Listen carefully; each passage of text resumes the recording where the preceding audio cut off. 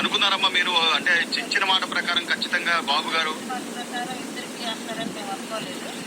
కాకపోతే ఇప్పుడు పడినాయి కాబట్టి సంతోషంగా ఉంది. 26,000 పడుతుంది. చాలా ఎగతాలు చేశారన్నమాట జగన్మోహన్ రెడ్డి గారు కానీ, లేకపోతే ఉన్న ప్రతి వైసీపీ నాయకులంతా కూడా మీకు 15,000 మీకు 15,000 చాలా ఎగతాళి చేశారు. దాంతో పోలిస్తే ఆయన అప్పుడు ఇచ్చిన హామీ ఏంటంటే అందరికీ ఇస్తాను పిల్లలకి అని చెప్పి తల్లి ఒకరికి ఇచ్చాడు లాస్ట్ 5 ఏళ్లలో.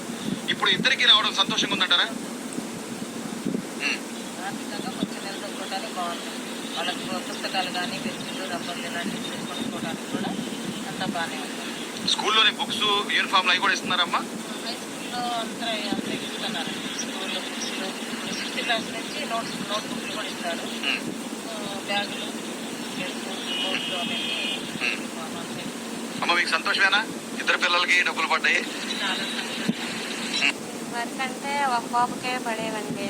ఒక బాబుకి ఫీజు కట్టి ఇంకో బాబుకి ఫీజు కట్టగా బాకీలు చేసుకుంటా ఉండేవాళ్ళం. ఇప్పుడు ఇద్దరు బాబులకి ఫీజు కట్టుకునే పని లేకుండా ఇద్దరు బాబుకి డబ్బులు ఇచ్చారండి.